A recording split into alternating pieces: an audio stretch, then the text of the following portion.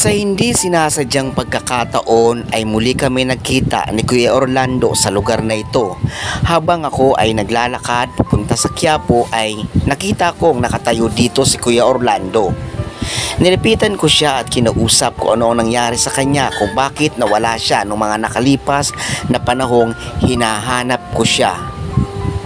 Ang sabi niya sa akin ay binugbog daw siya ng mga tambay, kung kaya't umalis siya doon sa lugar kung saan una ko siyang nakita.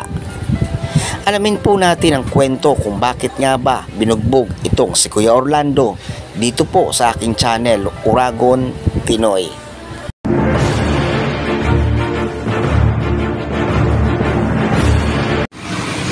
Kuya, kamusta? Ba't ngayon lang kita nakita uli? Malis kasi ako doon, minsan doon din ako. Ha? Kaya lang pag-ipat-ipat dito naman ako. Hinahanap kita eh. Kamusta na? Ano nangyari sa'yo? Ba't ang fight-fight mo na? Ito pala kuya. Nagkasakit kasi ako sa baga. Ha? Nagkasakit ako sa baga. Nagkasakit ka sa baga? Nung pagkatapos kitang ma-vlog, saan ka nagpunta? Kasi nung nandun ako sa Musliman, nagkaroon ako ng kaaway na yagig na Muslim team. Kaya dito ako natutulog. Yun, sa underpass. Dito ka sa underpass na tutulog? Yung underpass dyan, bababa. Sa recto? Diyan sa may tahiya ng mananahi ng mga damit. Bakit? Bakit may nakaway ka doon? Oo. Bakit nakaway mo? Anong nangyari? Muslim yun umiwas lang kasi ako. Hindi babagsakan ako ng bato doon. Dito ako nagtulog. Anong naging kasalanan mo at inaway ka? Nakainom siya doon. Bigla ako sinuntok. Nakahiga ako. Parang pinagtripan ka? O anong ginawa mo? Hindi ako lumaban. Hindi naman ako mayat na rin ako noon. Hindi ako makalaban dahil mahina ang katawan ko eh. Ibig sabihin sa kalagayan mo na ganyan, meron pa rin talaga nagtitrip. Ano raw naisipan niya at ginanon ka? Nangihingi kasi ng barya sa akin. Hindi ko siya binigyan. Ay, sa'yo parang hingi ng barya, ikaw na nga yung walang trabaho, nalilimos ka lang. May mga tao palang ganon? Ganyan talaga ang buhay sa lansangan. Minsan nananakawan ka pa dyan. Wala ka lang ang pera, mukhang kawawa ka na. Pagtitripan ka pa, hingian ka pa ng pera. Hindi naman talaga maiwasan yung ganyan. Nangyayari talaga yan. O ba't hindi mo sinumbong sa pulis or sa barangay? Nagpunta ako kaya lang. Hindi, grabe, malis na lang daw ako sa lugar. Umiwas na lang ako. Siyempre, wala rin nangyayari. Kaya dito ako nagtulog. O ang ginawa mo, umiwas ka na lang. Siyempre, sundin ko rin. Mamaya, kakabagsakan ako ng bato. Saksakin ako. Kasi wala naman akong bahay dito. May bahay ako sa probinsya, kaya lang wala akong pamasahe. Bakit ayaw mo na lang umuwi doon, kuya? Nakauwi nga ako nung isang nakaraang araw. Sabi sa akin, magpa-recover daw muna ako. Baka maawa sila ng sakit ko. Ba't anong sakit mo? Sakit sa baga? Pero umiinom ako ng gamot.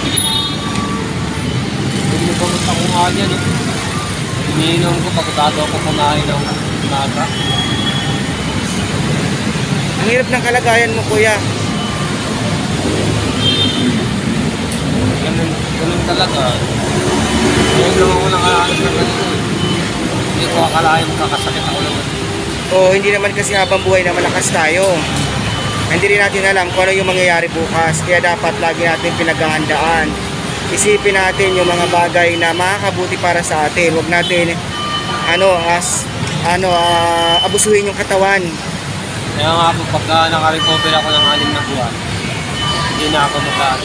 Kasi lahat ng pagsisisi ko yan nasa uli. Tsaka mo maiisip yung mga pinagagawa mo kapag dumating na yung panahon na nandyan ka na sa katayuan na ganyan na marami ka sinayang na panahon, ano?